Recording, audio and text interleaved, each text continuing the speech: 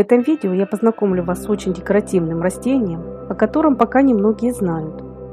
Оно идеально подойдет для вертикального озеленения сада, так как имеет плетистые побеги, красивую листву и потрясающий на вид и запах ароматные соцветия. Речь идет про садовую многолетнюю лиану под названием схизофрагма японская. Схизофрагму часто называют ложной гортензией. По внешнему виду она многим напоминает лиановидную гортензию черешковую. В действительности же эти лианы, хоть и родственные, но разные. Главное преимущество схизофрагмы в ее кружевных крупных соцветиях, которые в диаметре могут достигать 30 см. Эта лиана легко забирается на разную высоту, цепляясь своими воздушными корешками. При этом опору она не повреждает. К примеру, есть такая лиана, как древогубец. Если предоставить ему в качестве каркаса высокое дерево, его плети станут туго оплетать ствол по часовой стрелке. А самое неприятное, что ветки древогубца крепятся к коре, вонзая свои острые шипы, в результате чего дерево с годами может погибнуть. У схизофрагмы, наоборот, благоприятное соседство с растениями.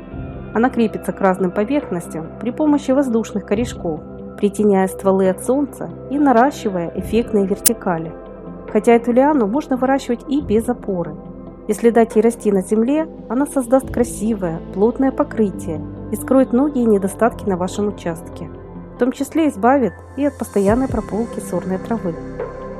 Схизофрагма – это очень выносливое и рослое растение. Она способна самостоятельно подниматься на высокие деревья и карабкаться по шероховатым поверхностям стен.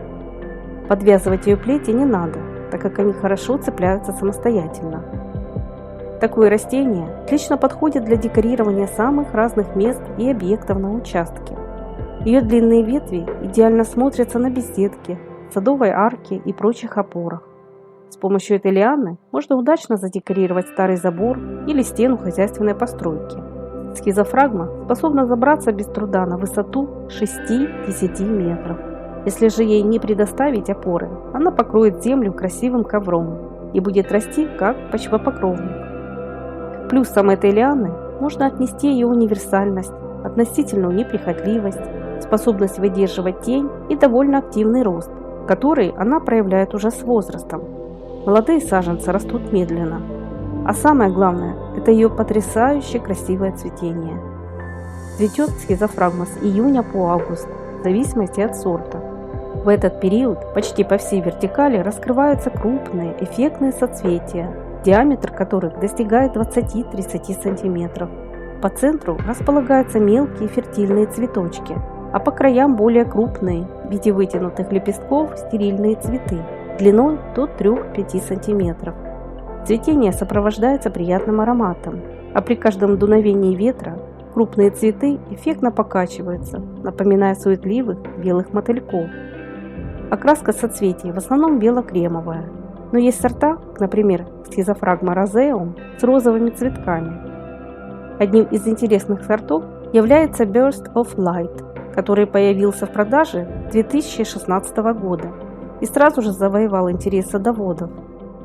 Он отличается своей декоративной пестрой листвой. Каждый лист уникален и не похож на остальные. Создается впечатление, будто над ними поработал художник, искусно расписывая их белилами. Такие растения просто идеально смотрятся в тенистых местах.